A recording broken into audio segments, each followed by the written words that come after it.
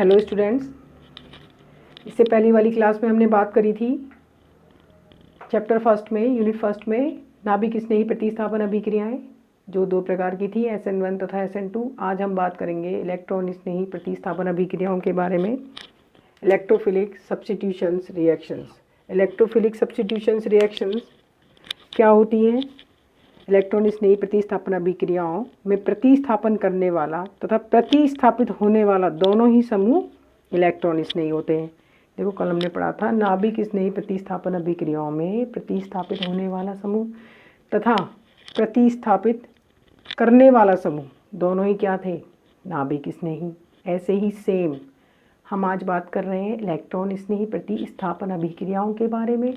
तो इसमें प्रतिस्थापित करने वाला समूह तथा प्रतिस्थापित होने वाला समूह दोनों ही क्या हैं?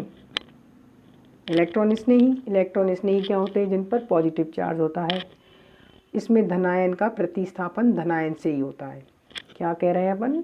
इनमें धनायन का सब्स्टिट्यूशंस धनायंस के द्वारा ही होता है। जैसे हमने बात करी है इलेक्ट्रॉन स्नेही। इलेक्ट्रॉन स्नेही मतलब E+, इसने आक्रमण करा RLG पर। LG मतलब लिविंग ग्रुप, मतलब छूटने वाला समूह, बाहर जाने वाला समूह या छूटने वाला समूह।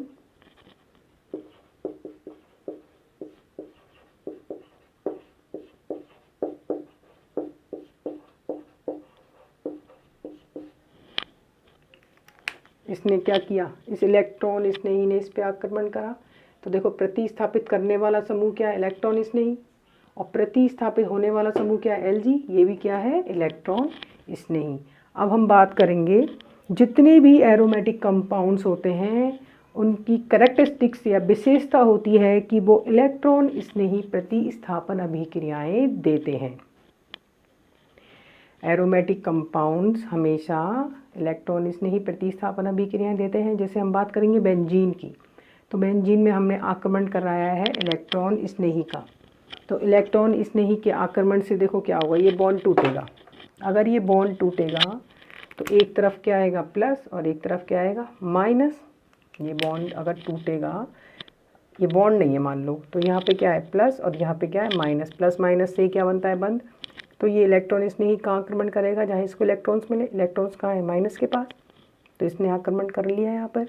तो यहाँ पे कौन सा चार्ज बच गया? Plus charge. अब नेक्स्ट स्टेप में हम क्या करेंगे? इसकी अनुनादी संरचनाएं बनाएंगे। बनाओ फटाफट से।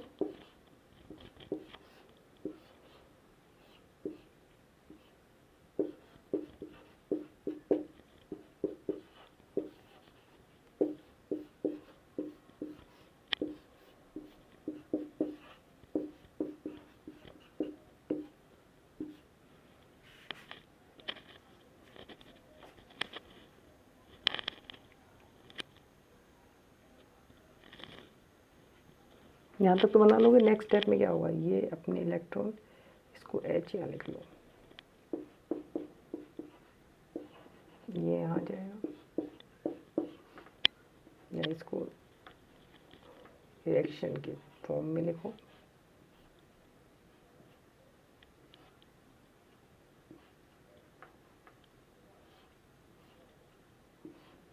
ये हाइड्रोजन ने क्या किया? अपने इलेक्ट्रॉन किसको दे दी? इस बंद को। तो प्लस चार्ज हट गया और ये इलेक्ट्रॉन इसने ही जुड़ गया। और बाहर क्या निकल गया? H+।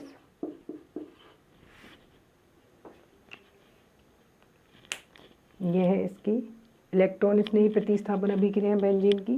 तो एरोमेटिक यौगिकों में हैलोजनीकरण, नाइट्रीकरण, सल्फोनीकरण, एसिटिलीकरण, फ्रिडल-क्राफ्ट अभिक्रियाएं इलेक्ट्रॉन स्नेही प्रतिस्थापन अभिक्रियाओं के एग्जाम्पल्स हैं। सारे इंपॉर्टेंट हैं, तुम्हारे सिलेबस में भी हैं। एग्जाम्पल्स पर देख लेना। इलेक्ट्रॉन स्नेही प्रतिस्थापन अभिक्रियाओं की नाइट्रीकरण, नाइट्रेशन। दूसरी है सल्फोनीकरण, सल्फोनेशन। हिंदी और इंग्लिश दोनों में बोल रही हूँ, उनको नोट डाउन कर लेना। नाइट्रेशन मतलब नाइट्रीकरण, सल्फोनेशन मतलब सल्फोनीकरण, हेलोजिनेशन,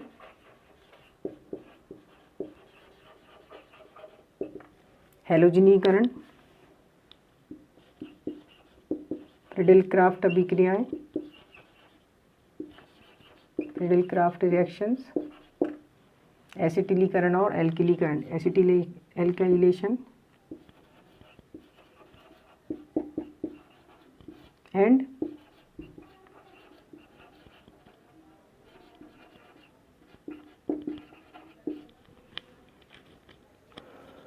ये सब इसके उदाहरण हैं। सबसे पहले पढ़ेंगे अपन नाइट्रीकरण के बारे में। नाइट्रीकरण में अपन क्या लेते हैं, सबसे पहले अगर हम बात करें नाइट्रेशन रिएक्शंस के बारे में, नाइट्रीकरण तो बेंजीन सांद्र HNO3 कंसंट्रेट HNO3 तथा कंसंट्रेट H2SO4 के साथ अभिक्रिया करके नाइट्रोबेंजीन बनाता है। क्या बनाता है? नाइट्रोबेंजीन।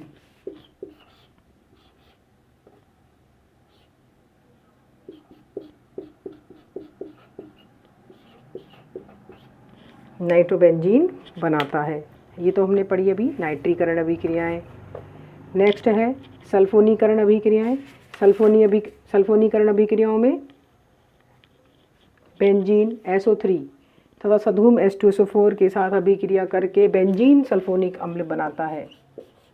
दूसरी है सल्फोनेशन, सब नोट डाउन कर लेना।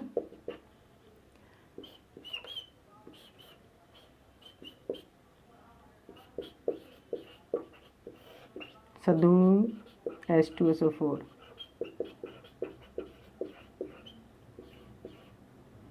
सधूम H2SO4 का मतलब होता है जिसमें H2SO4 तथा SO3 दोनों मिक्स हैं, SO3 की मात्रा ज़्यादा है। ये बनाता है बेंजीन। इन सब के नाम जरूर लिखने हैं। इसका नाम है nitrobenzene,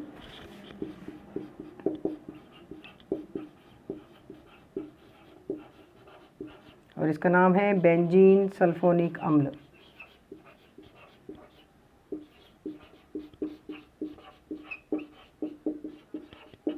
benzene sulphonic acid. Next अभिक्रिया है हैलोजनीकरण। देखो इन सब की क्रियाविधि है वेरी इंपॉर्टेंट। इन सब की क्रियाविधि भी हम पढ़ेंगे 4th यूनिट में, पर अभी हम सामान्य अभिक्रियाएं पढ़ रहे हैं, केवल जनरल अभिक्रियाएं। इन सब की क्रियाविधि हमें पढ़नी है। नाइट्रीकरण अभिक्रियाएं क्या होती हैं, सल्फोनीकरण अभिक्रियाएं विद मैकेनिज्म। नेक्स्ट है हैलोजनीकरण, हैलोजिनेशन।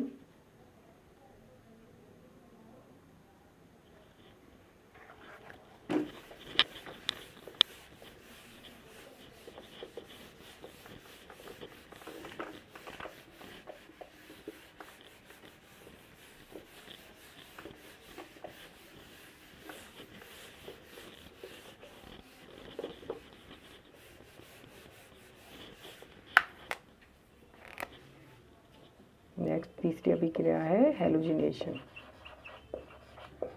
हैलोजनीकरण। हैलोजनीकरण में बेंजीन, सबसे पहले हम इसमें लेते हैं FeCl3 in the presence of Cl2, तो वो हम बता देते हैं। क्या लेते हैं इसमें? FeCl3 Cl2। तो हैलोजनीकरण में benzene Cl2 in the presence of ferric chloride. इसमें इलेक्ट्रॉन नहीं है, क्लोरीन Cl प्लस बनता है क्लोरोबेंजीन। इसका नाम है क्लोरोबेंजीन।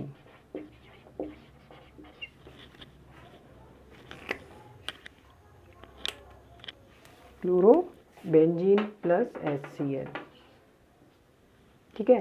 नेक्स्ट है फिडेलक्राफ्ट एल्किलीकरण तथा एसिलीकरण। तो फिडेलक्राफ्ट एल्किलीकरण सबसे पहले पढ़ेंगे। फिडेलक्राफ्ट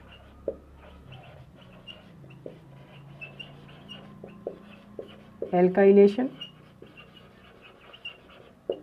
जिसको हिंदी में बोलते हैं फिडेलक्राफ्ट एल्किलीकरण। फिडेलक्राफ्ट एल्किलीकरण में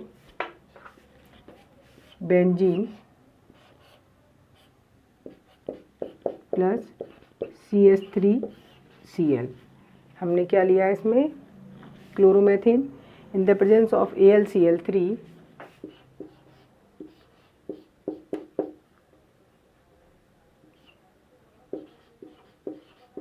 बनाता है टोलुइन।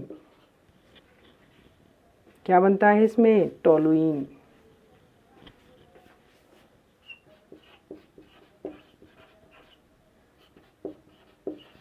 दूसरी है इसी में, ए है ये और ये B, Friedel crafts acylation,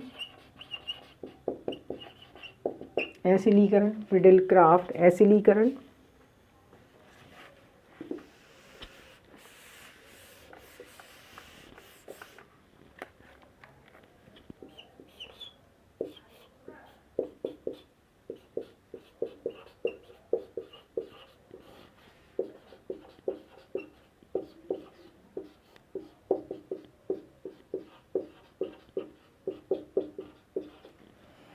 acetophenone.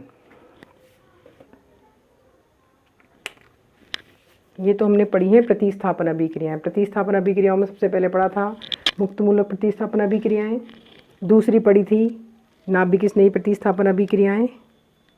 Next है आज पढ़ी हमने इलेक्ट्रॉन स्नेही प्रतिस्थापन अभिक्रियाएं। इलेक्ट्रॉन स्नेही प्रतिस्थापन अभिक्रियाओं में हमने देखा कि इलेक्ट्रॉन स्नेही प्रतिस्थापन अभिक्रियाएं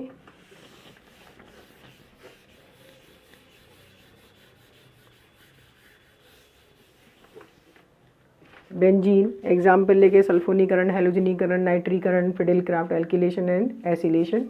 नेक्स्ट हम पढ़ेंगे योगात्मक अभिक्रियाएं। तीसरी है हमने पहले पढ़ी थी प्रतिस्थापन, देन दूसरी है योगात्मक अभिक्रिया एडिशन रिएक्शंस। ये वे अभिक्रियाएं होती हैं जिनमें पाई बंध के टूटने पर दो नए सिग्मा बंध का निर्माण होता है।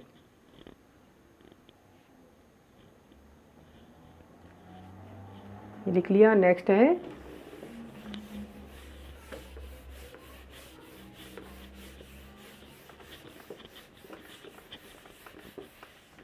Addition reactions.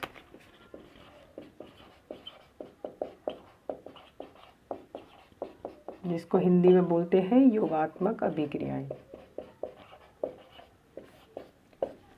योगात्मक अभिक्रियाओं में क्या होता है, एक पाई बंध टूटकर क्या बनते हैं, दो टू न्यू सिग्मा बॉन्ड। जैसे हम बात करें A double bond B plus X bye,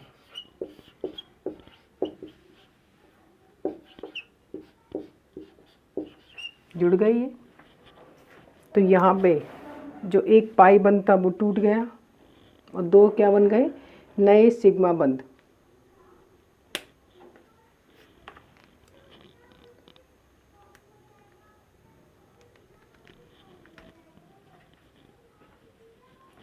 ये क्या था, एक पाई बंध टूट गया और दो नए सिग्मा बंध बन गए। ये अनसैचुरेटेड कंपाउंड्स के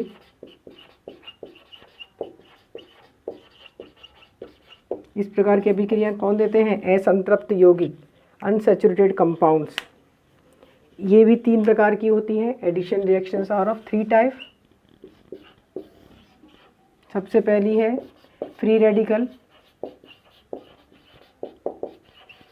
एडिशन रिएक्शन, मुक्त मूलक योगात्मक अभिक्रिया। हिंदी में साथ में बोल रही हूँ, लिख लेना। फ्री रेडिकल सब एडिशन रिएक्शन, मुक्त मूलक योगात्मक अभिक्रिया है। न्यूक्लियोफिलिक एडिशन रिएक्शन, नाभिक स्नेही योगात्मक अभिक्रियाएं। तीसरी है इलेक्ट्रोफिलिक एडिशन रिएक्शन,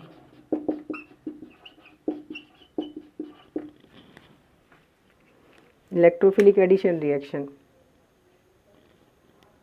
इलेक्ट्रॉन स्नेही योगात्मक अभिक्रियाएं। योगात्मक अभिक्रियाएं तीन प्रकार की होती हैं। सबसे पहले है मुक्त मूलक योगात्मक अभिक्रियाएं, दूसरी है नाभिक स्नेही योगात्मक अभिक्रियाएं, तीसरी है इलेक्ट्रॉन स्नेही योगात्मक अभिक्रियाएं। तो सबसे पहले हम पढ़ेंगे मुक्त मूलक योगात्मक अभिक्रियाओं के बारे में। Free radical addition reaction. यदि द्विबंध से योगात्मक क्रिया करके उत्पाद बनने वाले अभिकर्मक क्या हों? मुक्त मूलक हों। तो ऐसी अभिक्रियाओं को क्या बोलते हैं? मुक्त मूलक योगात्मक अभिक्रियाएं। वापस सुनो, यदि द्विबंध से योगात्मक क्रिया कर उत्पाद बनाने वाले अभिकर्मक, द्विबंध से योगात्मक अभिक्रिया करके उत्पाद बनाने वाले अभिकर्मक अगर मुक्त मूलक प्रकार के हों तो उन अभिक्रियाओं को क्या कहते हैं? मुक्त मूलक योगात्मक अभिक्रियाएं। असंतृप्त हाइड्रोकार्बन पर मुक्त मूलकों का योग मार्कोनिकॉफ नियम के विपरीत होता है, जिसे खरास प्रभाव या पेरोक्साइड इफेक्ट भी कहते हैं।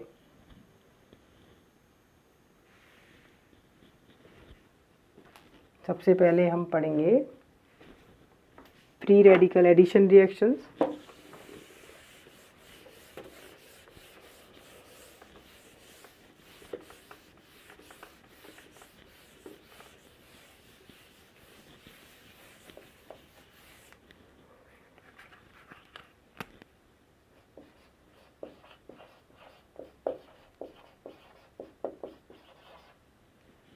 मुक्त मूलक योगात्मक अभिक्रियाएं। ठीक है, इनमें डबल बॉन्ड पर मुक्त मूलकों का योग, फ्री रेडिकल्स का एडिशन,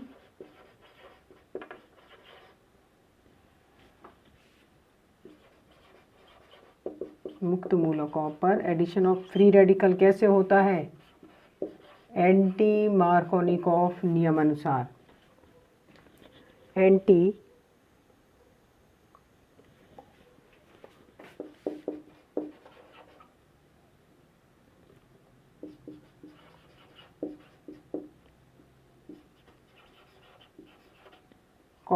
एंटी मार्कोनिकॉफ रूल के अकॉर्डिंग, जिसे हम बोलते हैं पेरोक्साइड इफेक्ट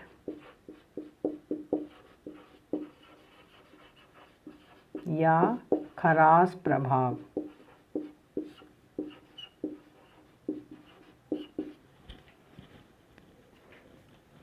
डबल बॉन्ड पर या असंतृप्त हाइड्रोकार्बनों पर, इसको ऐसे भी लिख सकते हो, असंतृप्त अनसैचुरेटेड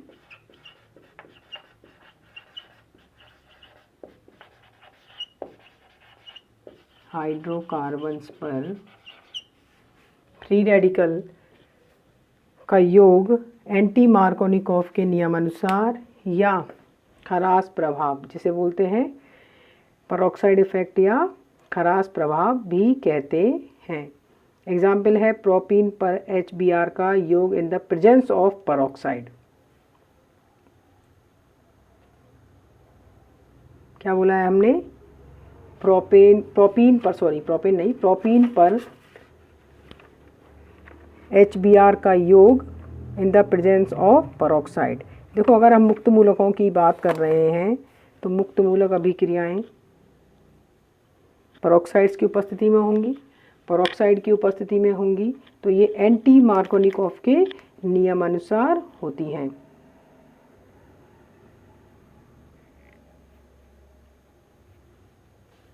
और इनमें 1 ब्रोमोप्रोपेन अधिक मात्रा में बनती है। क्या बात करी है हमने ली है प्रोपीन पर योग कराया है HBr का in the presence of peroxide. जैसे ही तुम पेरोक्साइड देखोगे तो इसका मतलब क्या है? ये फ्री रेडिकल योगात्मक अभिक्रियाएं हैं।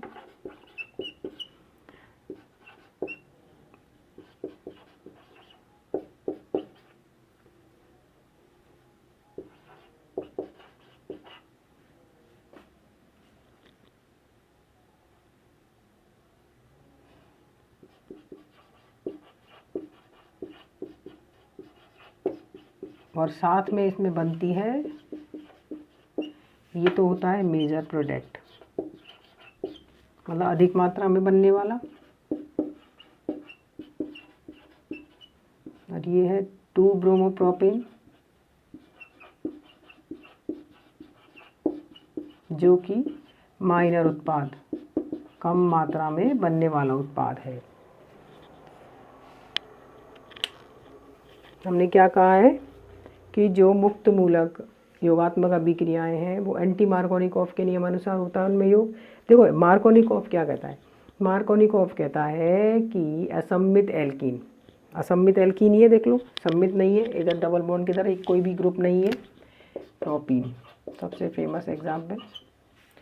असम्मित एल्कीन पर हाइड्रोजन हैलाइड का योग कराने पर, असम्मित एल्कीन पर हाइड्रोजन हैलाइड का योग कराने पर हैलाइड उस कार्बन से जाके जुड़ता है जहां हाइड्रोजन परमाणुओं की संख्या न्यूनतम होती है। मार्कोनिकॉफ क्या कहता है, हाइड्रोजन हैलाइड का योग असम्मित एल्कीन पर कराने पर, ये जो बिया है, या उल्टा बोल दो, हाइड्रोजन का योग वहाँ होता है जहाँ हाइड्रोजन परमाणुओं की डबल बॉन्ड से जुड़े कार्बन पर हाइड्रोजनों की संख्या अधिकतम होती है। तो इसका मतलब मार्कोनिकॉफ के नियमानुसार उत्पाद कौन सा बनना चाहिए था, 2 ब्रोमोप्रोपेन। लेकिन हम इसको क्या बोल रहे हैं कि फ्री रेडिकल का योग कैसे होता है, एंटी मार्कोनिकॉफ के नियमानुसार। तो एंटी मार्कोनिकॉफ के नियमानुसार हो रहा है, तो इसमें 1 ब्रोमोप्रोपेन अधिक मात्रा में बनता है बजाय 2 ब्रोमोप्रोपेन के। हम बात करें इनकी अभिक्रियाओं की, मैकेनिज्म की, क्रियाविधि की, तो ये हम जानते हैं मुक्त मूलक अभिक्रिया निम्न 3 पदों में पूरी होती हैं।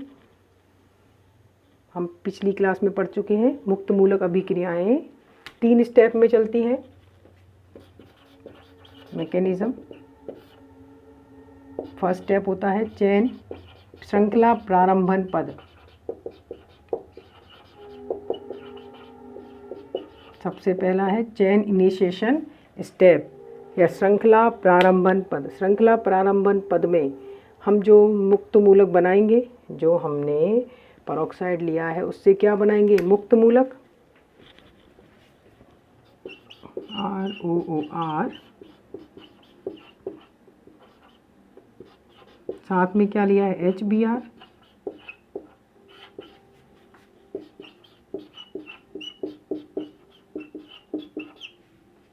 देखो इनमें क्या होता है, इस बॉन्ड में समान विखंडन होता है, ये अपना इलेक्ट्रॉन लेके अलग और ये अपना इलेक्ट्रॉन लेके अलग, क्या बन गए 2 RO रेडिकल।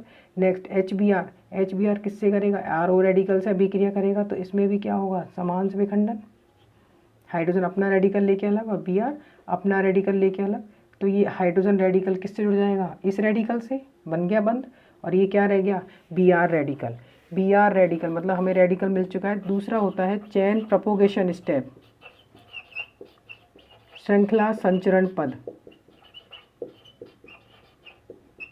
श्रृंखला संचरण पद, श्रृंखला संचरण पद में जो हम अभिकारक ले रहे हैं उस पर मुक्त मूलक आक्रमण करके उत्पाद बनाता है।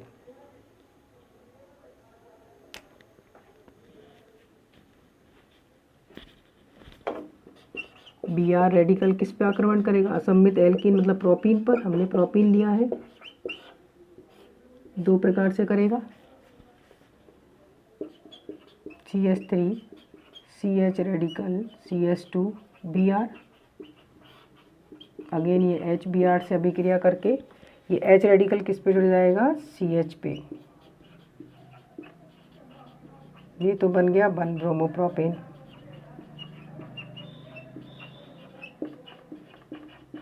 नेक्स्ट है अगर दूसरे स्टेप में हो तो CH3 CH Br CH2 radical,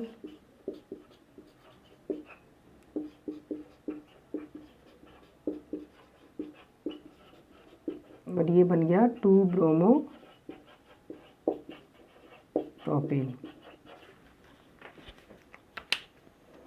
हम जानते हैं ये क्या है, मेजर, और ये क्या है, माइनर। देखो इसमें सिंपल फंडा है, बहुत अच्छी तरह इसको समझ लो। देखो Br रेडिकल, Br रेडिकल 2, इस पे भी आक्रमण, देखो ये बॉन्ड टूटेगा, ये बॉन्ड टूटेगा तो यहाँ एक रेडिकल आएगा और यहाँ पे एक रेडिकल आएगा। इस रेडिकल यहाँ पे जो आएगा, अगर उस पर Br जुड़ जाता है तो ये बन गया CH2 रेडिकल रह गया। अगर इस रेडिकल के बजाय ये इस पे आक्रमण करे तो बनेगा ये रेडिकल। देखो ये है प्राइमरी रेडिकल और ये है सेकेंडरी रेडिकल। तो हम जानते हैं प्राथमिक, द्वितीयक तथा तृतीयक रेडिकल्स में, मुक्त मूलकों में तृतीयक मुक्त मूलक सबसे अधिक स्थायी होता है, उसके बाद द्वितीयक और तब लास्ट में प्राइमरी। हाइपर कॉन्जुगेशन, अति संयुग्मन के कारण, किसके कारण? अति संयुग्मन के कारण जो ये द्वितीयक रेडिकल है, सेकेंडरी रेडिकल है, ये क्या है? 2 डिग्री रेडिकल, इंटरमीडिएट, हम मध्यवर्ती। तो ये क्या होता है? स्टेबल होता है।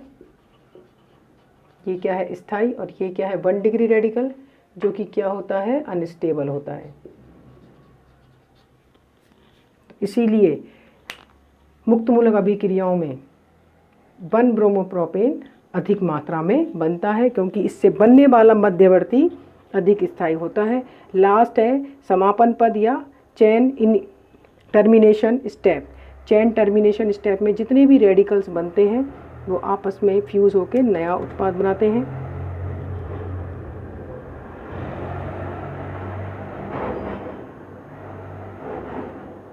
लास्ट है, इसको तीसरा स्टेप है चेन टर्मिनेशन स्टेप।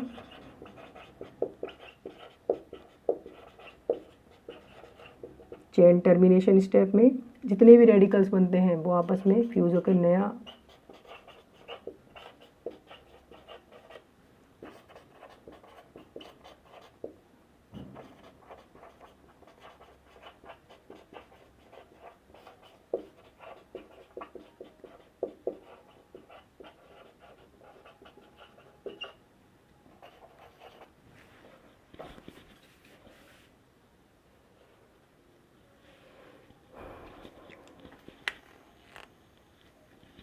वापस से सुनना। हमने आज पढ़ी है free radical addition reaction. Free radical addition reactions anti Markovnikov के नियमानुसार होती हैं, जिन्हें हम पेरोक्साइड इफेक्ट या खराश प्रभाव कहते हैं। अगर असंमित एल्कीन पर HBr का योग, देखो अगर बिना पेरोक्साइड के करा रहे हैं तो ये होगा मार्कोनिकॉफ के नियमानुसार, लेकिन अगर करा रहे हैं पेरोक्साइड की उपस्थिति में तो होगा ये एंटी मार्कोनिकॉफ के नियमानुसार। इसमें 1 ब्रोमोप्रोपेन अधिक मात्रा में बनता है बजाय 2 ब्रोमोप्रोपेन के। अब हम इसकी मैकेनिज्म देखते हैं कि 1 ब्रोमोप्रोपेन आखिर क्यों ज़्यादा मात्रा में बनता है। तो सबसे पहला हम जानते हैं मुक्त मूलक योगात्मक अभिक्रियाएं या मुक्त मूलक अभिक्रियाएं 3 पदों में संपन्न होती हैं। सबसे पहला पद है चेन इनिशिएशन स्टेप, श्रृंखला प्रारंभन पद। इसमें पेरोक्साइड टूटकर फ्री रेडिकल बनाता है जो कि असम्मित एल्कीन पर आक्रमण करेगा। यह असम्मित एल्कीन पर Br आक्रमण करता है तो 2 प्रकार के मध्यवर्ती बनते हैं, एक तो ये वाला और एक ये वाला। ये है 2 डिग्री रेडिकल और ये है 1 डिग्री। हम जानते हैं 2 डिग्री मुक्त मूलक अधिक स्थायी होता है बजाय 1 डिग्री मुक्त मूलक के, क्योंकि 2 डिग्री मुक्त, इसका कारण है अति संयुग्मन, हाइपर कॉन्जुगेशन। वो अभी हम आगे बात करेंगे। हाइपर कॉन्जुगेशन सब तुम 12th या 11th में पढ़ चुके हो। हाइपर कॉन्जुगेशन मतलब इलेक्ट्रॉन्स के घूमने की टेंडेंसी। देखो इसके पास कितनी क्लासेस हैं? 3 और 2 5। इसके पास कितनी है घूमने के लिए? केवल और केवल 1 क्लास। इसका मतलब 2 डिग्री रेडिकल अधिक स्थायी है बजाय 1 डिग्री के। इस पे HBr का योग करने से 1 ब्रोमोप्रोपेन बनता है। 1 डिग्री रेडिकल पर HBr के योग करने से 2 ब्रोमोप्रोपेन बनता है, जो कि कम मात्रा में बनता है। हम समझ गए इसमें 1 ब्रोमोप्रोपेन अधिक मात्रा में क्यों बनता है, क्योंकि इससे बनने वाला मध्यवर्ती अधिक स्थायी है। लास्ट है चेन टर्मिनेशन स्टेप, जिसमें जितने भी रेडिकल बनते हैं वो आपस में फ्यूज होकर नए उत्पाद बनाते हैं। हमेशा याद रखना फ्री रेडिकल अभिक्रियाओं में उत्पाद हमेशा हमें संचरण पद में प्राप्त होता है, प्रोपोगेशन स्टेप में प्राप्त होता है। नेक्स्ट क्लास में पढ़ेंगे हम नाभिक स्नेही योगात्मक अभिक्रियाएं।